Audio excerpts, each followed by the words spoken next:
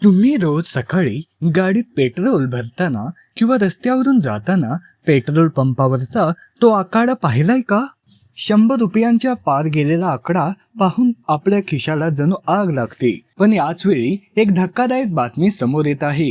आंतरराष्ट्रीय बाजारात कच्चं तेल म्हणजे क्रूड ऑइल तब्बल 40% स्वस्त झालं आहे. हो, तुम्ही बरोबर ऐकलंय. ज्या तेलापासून पेट्रोल आणि डिझेल बनवलं जातं ते जागतिक बाजारात मातीच्या मोलाने विकलं जातंय. पण आपल्या देशात मात्र पेट्रोल आणि डिझेलचे भाव कमी व्हायचं नावच घेत नाही. असं का होतंय? आंतरराष्ट्रीय बाजारात कच्चं तेल स्वस्त होतंय तेव्हा त्याचा फायदा थेट सामान्य जनतेच्या खिशाला का मिळत नाही? तो पैसे नेमका कुठे जातो? सरकार आणि मोठ्या तेल कंपन्या आपल्यासोबत कोणताही खेळ खेळत आहेत का? आजच्या या व्हिडिओमध्ये आपण यामागचं सत्य आणि खरं गणित समजून घेणार आहोत, जे कदाचित तुम्हाला आतापर्यंत कोणीही सांगितलं नसेल. हा व्हिडिओ शेवटपर्यंत नक्की पहा, कारण यानंतर पेट्रोलच्या दरांबाबत तुमचा दृष्टिकोन पूर्णपणे बदलणार आहे. सर्वात आधी आपल्याला हे समजून घ्यावं लागेल की भारत स्वतःच्या गरजेचं जवळपास 85% कच्चं तेल इतर देशांमधून आयात करतो. म्हणजेच आपण आखाती देश रशिया आणि अमेरिकेकडून क्रूड ऑइल विकत घेतो. हे तेल बॅरल मध्ये मोजलं जातं. एका बॅरल मध्ये साधारण 159 लिटर कच्चं तेल असतं.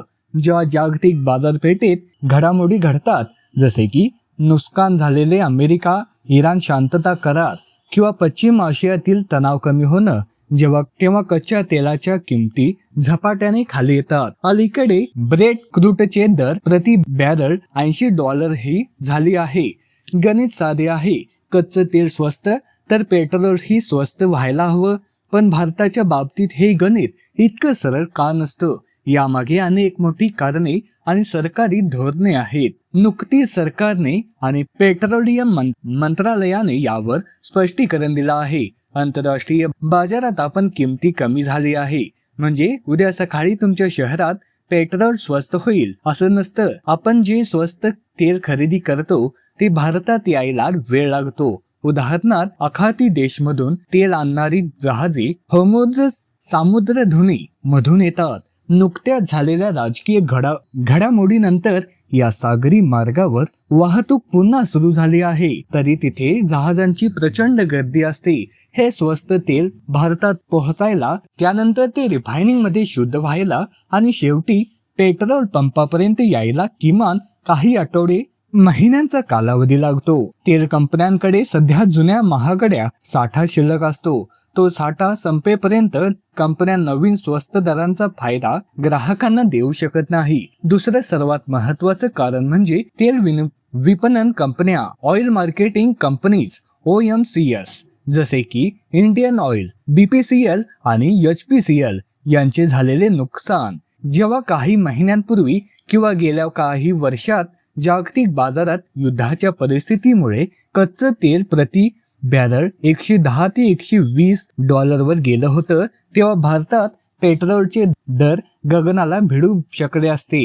जर कंपन्यांनी आंतरराष्ट्रीय दरांनुसार किमती वाढवली असती तर भारतात पेट्रोल कदाचित 150 ते 160 रुपये प्रति लिटर झालं असतं.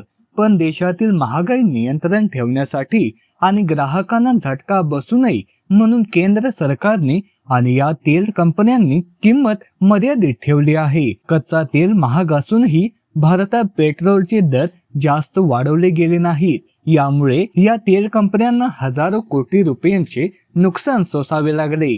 एकट्या केंद्र सरकारने ग्राहकांना वाचवण्यासाठी सुमारे 1200 कोटी रुपयांचा भार स्वतःवर घेतला. आता जेव्हा कच्चं तेल स्वस्त झालं आहे तेव्हा या तेल कंपन्या तो नफा थेट ग्राहकांना न देता आधी स्वतःचे झालेले जुने नुकसान भरून काढत आहेत. त्यांचा बॅलन्स शीट सुधारण्यासाठी आणि कंपन्यांना आर्थिक संकटातून बाहेर काढण्यासाठी हा नफा वापरला जातो. आता येऊया त्या मुख्य कारणावर जिथे तुमच्या खिशावर थेट दरोडा टाकतं, ते म्हणजे कर.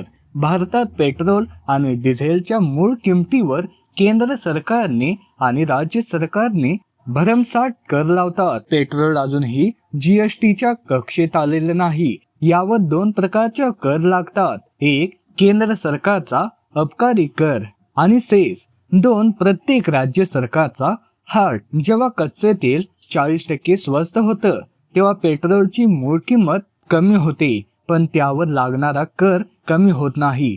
केंद्र सरकार अनेकदा अबकारी कर वाढवून ठेवते, जेणेकरून आंतरराष्ट्रीय बाजारात तेल स्वस्त झालं तरी सरकारचा महसूल कमी होणार नाही.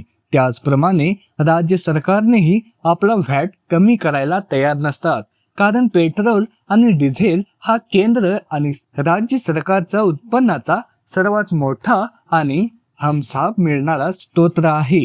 रस्ते विकास, पायाभूत सुविधा, कल्याणकारी योजना आणि सरकारी कर्मचाऱ्यांचे पगार यासाठी लागणारा पैसा याच करांमधून येतो. त्यामुळे कच्चं तेल कितीही स्वस्त झालं तरी कराचा वाटा खूप मोठा असल्याने किरकोळ किमती फारशी कमी होत नाहीत. आणखी एक तांत्रिक पण तितकीच महत्वाचा मुद्दा म्हणजे डॉलरचा दर. आपण आंतरराष्ट्रीय बाजारातून कच्चं तेल खरेदी करताना पैसे रुपयांमध्ये नाही तर डॉलरमध्ये देतो. जर आंतरराष्ट्रीय बाजारात कच्च्या तेलाची किंमत कमी झाली पण त्याच वेळी अमेरिकन डॉलरच्या तुलनेने भारतीय रुपया कमकुवत झाला तर आपल्या तेल खरेदी करण्यासाठी जास्त रुपये मोजावे लागतात. डॉलर महागल्यामुळे कच्चं तेल स्वस्त होऊनही भारतासाठी आयात खर्च जास्त राहतो. त्यामुळे रुपयांची घसरण हे सुद्धा पेट्रोलचे दर कमी न होण्यामागचे एक छुपे कारण आहे. सर्वसामान्य नागरिकांचा एक प्रश्न आहे, मग आम्हाला दिलासा कधी मिळणार? तज्ञांच्या आणि सरकारी सूत्रांच्या मते आंतरराष्ट्रीय बाजारात कच्च्या तेलाची दर केवळ 2 ते 4 दिवस कमी राहून चालत नाही. जर ब्रेड क्रूडचे दर प्रति बॅरल 75 ते $80 दरम्यान सलग 1 ते 2 महिने स्थिर राहिले तरच तेल कंपन्यांना नुकसान भरून निघेल. जेव्हा तेल कंपन्यांची आर्थिक स्थिती मजबूत होईल आणि जागतिक स्तरावर राजकीय तणाव पूर्णपणे शांतता होईल तेव्हाच भारतीय बाजारपेठेत पेट्रोल आणि डिझेलची किंमत प्रति लिटर 2 ते 5 रुपयांची कपात पाहायला मिळू शकते. पण प्री-वॉर युद्धापूर्वीच्या काळासारखे पेट्रोल पुन्हा 70 ते 80 रुपयांवर येईल अशी अपेक्षा करणे सध्या तरी चुकीचं ठरेल. मित्रांनो, हे आहे त्यामागचं खरं आणि गूढ सत्य. कच्चं तेल 40% स्वस्त झालं तरी तेल कंपन्यांची जुने नुकसान, वाहतुकीतील अडचणी, डॉलरचा वाढता भाव आणि केंद्र राज्याचे कर या चक्रव्यूहामुळे सामान्य माणसाला स्वस्त इंधनाचा फायदा मिळत नाहीये. तुम्हाला काय वाटतं? सरकारने पेट्रोल आणि डिझेलचे समावेश जीएसटी मध्ये करायला हवा का? जर पेट्रोल जीएसटी अंतर्गत आलं तर देशातील किमती थेट कमी होऊ शकतात. यावर तुमचं काय मत आहे? मला खाली कमेंट करून नक्की सांगा. आणि हा व्हिडिओ माहितीपूर्ण वाटला असेल तर आपल्या मित्रांना नक्की शेअर करा. अशाच नवनवीन आणि अभ्यासपूर्ण माहितीसाठी आमच्या डी मराठी चॅनलला सबस्क्राईब करायला विसरू नका. भेटूया पुढच्या एका अशाच महत्त्वपूर्ण व्हिडिओमध्ये. धन्यवाद.